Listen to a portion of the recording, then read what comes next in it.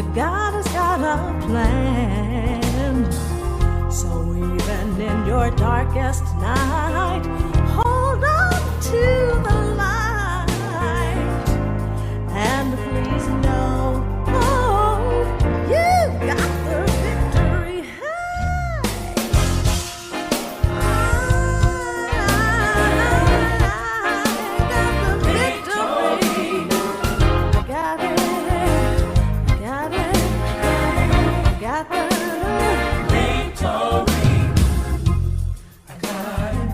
In my heart, I got the victory. On my job, I got it. In my family, I got the victory. In my relationship, I got it.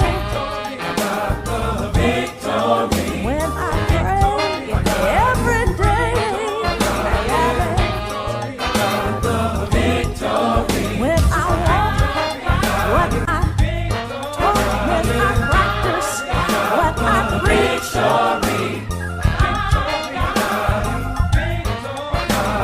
when I trust in God, I got it.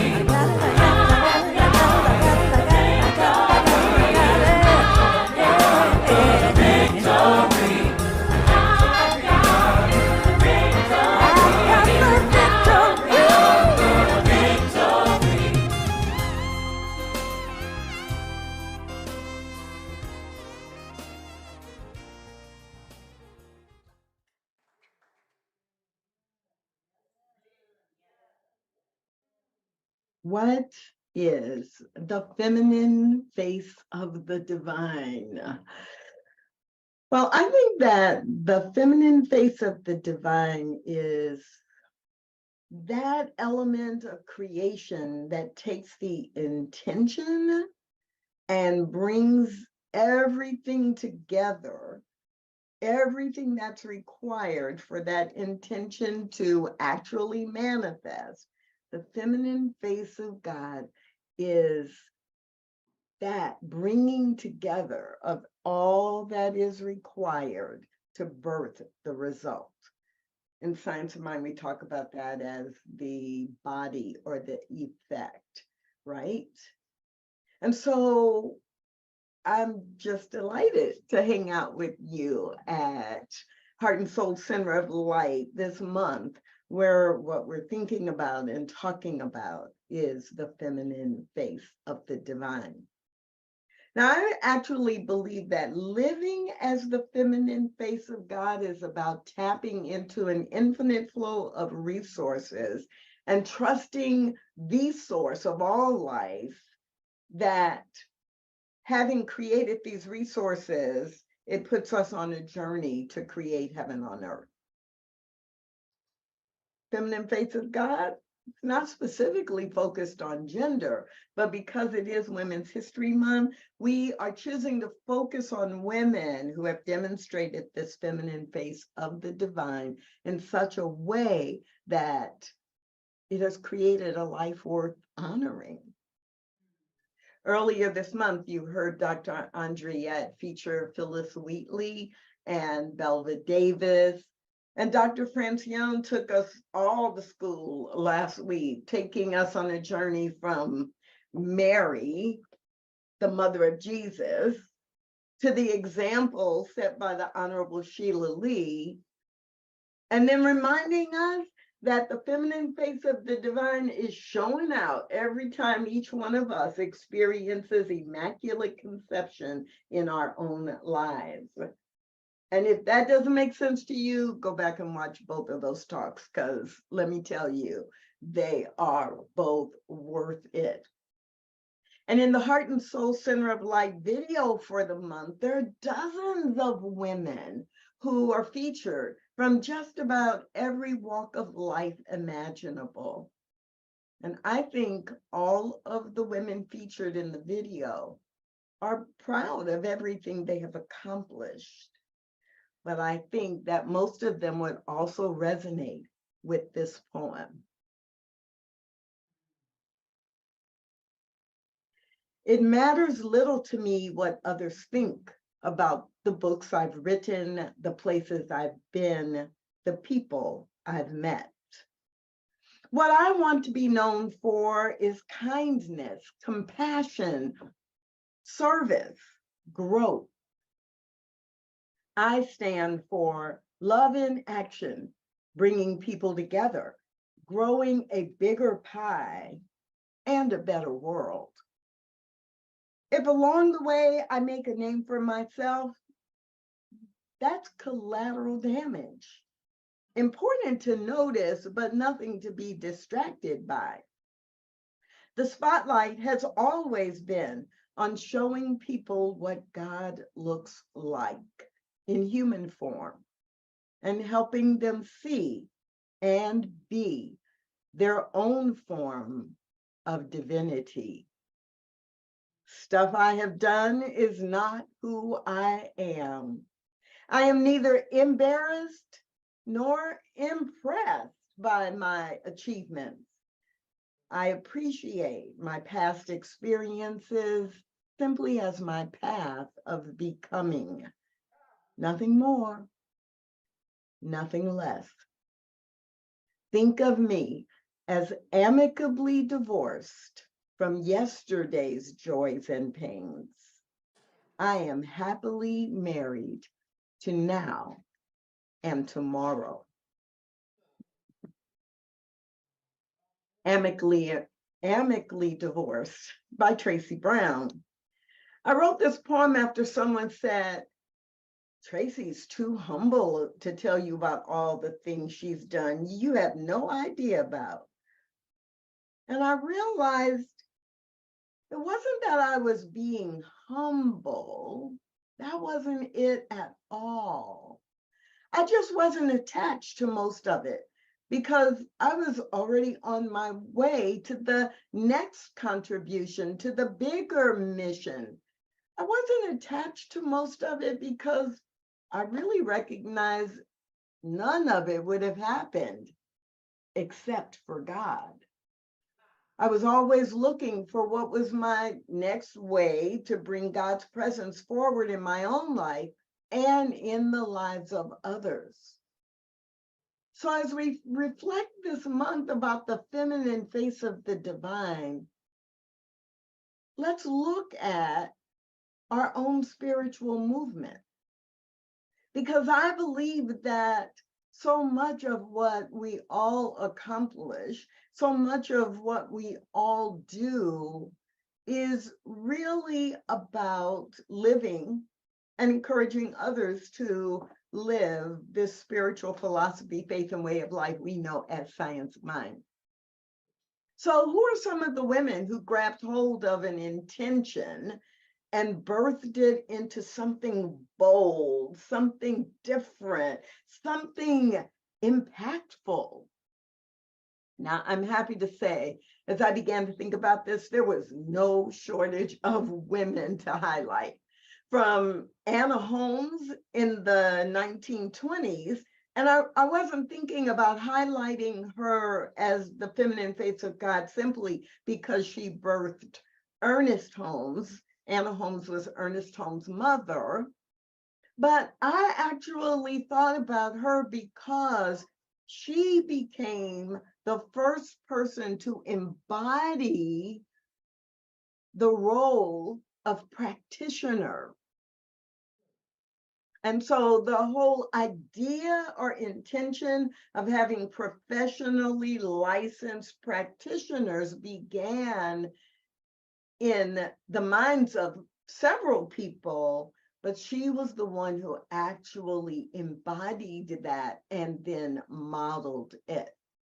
So there was no shortage of women going back into the 1920s to Anna Holmes, or coming forward to right here, right now in 2023, looking at the CSL Spanish speaking ministries being expanded by people like Blanca Mejia and Myrna Lopez Trefithick. We could and probably should write a book because there is no shortage of women in our movement. who are replicating and demonstrating the feminine face of the divine. But I decided to choose two because we have a limited amount of time. And I decided to choose two who are not that well known, but I think they should be. One is from the first half of the 20th century, and one is from the second half of the 20th century. One is a licensed practitioner, and one is a minister. So let's start with Sarah Flowers. Now, Sarah Flowers was an amazing woman. She graduated from the professional training at the Institute of Religious Science in 1937. That's right, 1937. In 1941, she published her first book, Common Sense and Its Application in Everyday Life. In 1942, she published her second book. It's a metaphysical thesaurus of positive and negative words. And at the back of the thesaurus, she has an appendix that's titled The Chronological History of the Metaphysical Movement. In 1943, she wrote V Thoughts or Victory Thoughts, and the V in victory is a representation of the V in the teaching symbol of Science of Mind. In 1947, she published a book titled Atomic Metaphysics, the Electrical Principle of Man. In 1949, she published Should I Pay for Metaphysical Treatment? Now, these were not all of her books. She published several other books, a lot of different pamphlets, and a one-year study course. Sarah Flowers was prolific. She was a full-time practitioner. She saw clients and she taught classes. And like Ernest Holmes, she also hosted a radio show.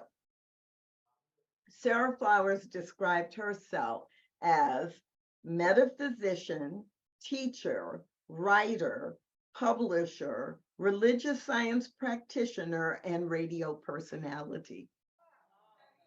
So from the late 70s and into the early 50s, Sarah Flowers is a woman who absolutely took this divine idea, this intention of teaching and practicing religious science, and allowed it to lead her. And she utilized all kinds of resources that were available to her in addition to her own talents in order to make something new.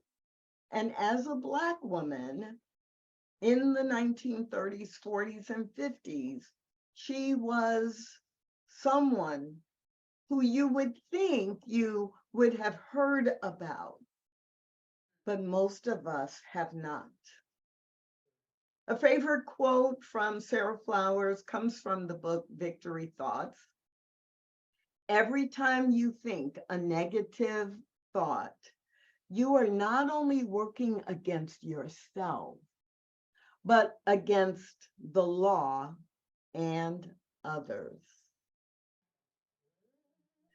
So that's Sarah Flowers. Someone who showed up in her life and in our world as the feminine face of the divine. It wasn't easy, I'm sure, but she utilized every resource to embody our principles in her own life and to embody our principles in a way that she could teach and inspire others.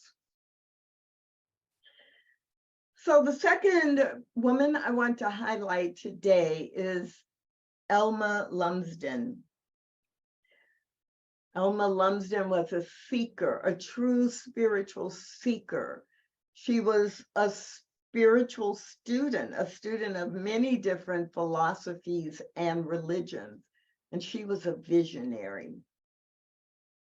Her journey included being exposed as a child to the Anglican Church in her home country of Jamaica, Church of God in Christ, Seventh-day Adventist, Pocomania, Unity, and as an adult, an Indian Swami and meditation. But it was her exposure to Norman Vincent Peale's writing that led her to Science of Mind.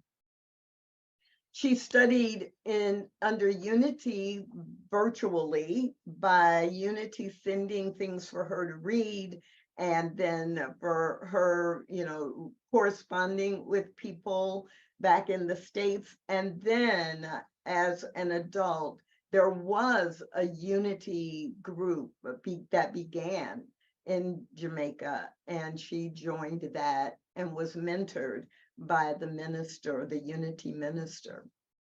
But as she got exposed to Science of Mind, she began feeling that all the knowledge she had was beginning to fit into place, and she wanted to study more. And so she sold the business that she owned and sold her home and moved to New York. She moved to New York and she began to study with Raymond Charles Barker. And she studied with Raymond Charles Barker for several years. And after completing 3 years of studies, she became a practitioner. Shortly after that, she did move back to Jamaica. She returned to Jamaica in the summer of 1975. And that fall, a few months later, she began a religious science or a Science of Mind study group. And when she went to New York and when she came back to Jamaica, she didn't actually have the picture in mind of what was going to happen. She felt the calling to learn more. And then after becoming a practitioner, she felt the calling to teach, even in Jamaica, where there was not much exposure to Science of Mind. In August of 1978, after almost 3 years of leading a study group, an informal study group, she used her own home as collateral to purchase a building because they had grown over those 3 years. And there were people in the group who were so inspired. They were like, we don't need to be meeting in your home. We need more space, and we need a building, and we need this, and this is what we are to do. And nobody would loan them money. Right? The religious science, what's that? It wasn't a recognized religion. It had no stability. They were a small group of pioneers. And after Elma Lumsden used her home as part of the collateral for buying the building, she applied to Religious Science International to formally recognize this as a study group, as a Science of Mind study group, ministry in that form. And they began to look at what it would take to become a church, and they had to have a minister. Remember, Elma Lumsden was a practitioner when she was doing all of this. And so they could be a study group, but they could not be a church because there was no minister in Jamaica. And so Dr. Elma reflected. She had never considered becoming a minister. She didn't even really believe women could or should be ministers, except that she began to realize in religious science, there were many female ministers. And that made her say, if that's what it takes, I can do that. So she decided she would go back to New York City, and Raymond Charles Barker agreed that if she came to New York City, he would train her to be a minister. And she started working on it, and the US Embassy would not approve her visa. So there's always a solution in spirit. And Elma Lumsden said there has to be a way. So in conversations with leadership in Religious Science International, she became the first correspondence course ministerial student. And she was trained to be a minister by writing papers, by having conversations, writing letters back and forth, studying and reading what she was given to study and read. And she was assigned Dr. Carlton Whitehead as her sponsor. And several times during a multi-year period, he actually traveled to Jamaica for one-on-one coaching and hands-on discussions about how to integrate all that she had been learning through correspondence. In 1981, Elma Lumsden graduated as a minister, and the Temple of Light Church of Religious Science was chartered. In 1984, Reverend Elma was ordained, and in 2002, Reverend Elma was honored with the doctorate in religious science. In Jamaica, she not only founded the Temple of Light, but she also founded an interfaith ministerial alliance group. And she is often referred to as being responsible for getting religious science, science of mind, actually officially recognized as a spiritual path and religion in Jamaica. One of my favorite Lumsden quotes is this one: "Life is a school, and we are not on holiday." If you can't remember the journeys of Sarah Flowers or Elma Lumsden, all you have to do is tap into the feminine face of God by looking around Oakland. The feminine face of the divine has been and continues to be evident in the lives and in the work of so many women who have touched thousands of people as a demonstration of their commitment to teach and practice science of mind at an always expanding level. Think about it. Ravi, Joan Stedman, D. Jacqueline Edwards, Dr. Francione, Margaret Stortz, Ray Jordan, and of course, our beloved Reverend Dr. Andriette.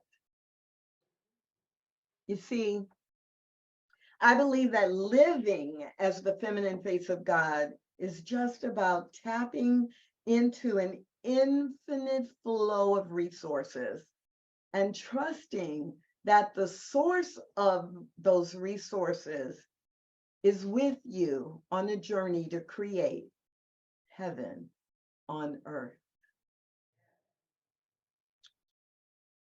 When we're creating heaven on earth, especially when we are living or recognizing the feminine face of God, to other people, it might look like we're happy all the time, or we're happy even when we shouldn't be. And so as I think about the feminine face of the divine, I am grounded by this poem by Shalane Harkin, the mystic poet. "Why are you so happy?" someone asked me. "Why am I so happy? Darling, why are you so drab? Birds just flew themselves into the sky like a handful of winged seeds to go pollinate the south with music. Each evening, the sun creates a symphony of color, and your heart matches it. I've got two hands that can hold your soft face and magical eyes with black holes in the middle of them that spend their whole lives pulling in all light and beauty. Because even the winter snag is shimmering with secret promise, and I can see a hint of its fruits. Because every bucket of your darkness is alchemized into wisdom simply by handing it to the light. When we were born, God gave us an automatically refillable bag of jewels called a soul that we can share with any living thing to make it sparkle and sing. Darling, why am I so happy? Simply because today I am choosing to remember all of that. Please join me in prayer.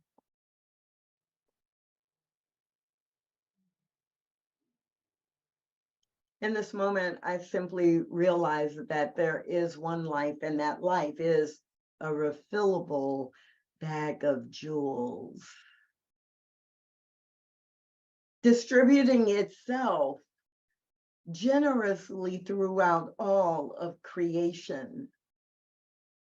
That the jewels that make up my life and the jewels that make up the life of every person within the sound of my voice are likened to Spirit's highest vision. I commit in this moment to recognize and honor the jewels that are my life, to be so delighted about the unique ways that I can show up in the world. And I claim and declare for every person within the sound of my voice that the ability to recognize what Dr. Francione referred to as the Immaculate Conception is simply the nature of the feminine face of God, building on each intention set in ways beyond our own imagination. And so I am grateful. I am grateful for the opportunity to create a life of love, a life of integrity, a life of creativity, a life of spirit in action. And knowing that this is the divine design that is bringing heaven into presence on earth, I just release this now into the flow of spiritual activity, that perfect flow of life expressing, expanding, and evolving. And I say yes, yes, and yes. And we affirm that together. Ashe, Aho, Amen, and Amen. And so it is.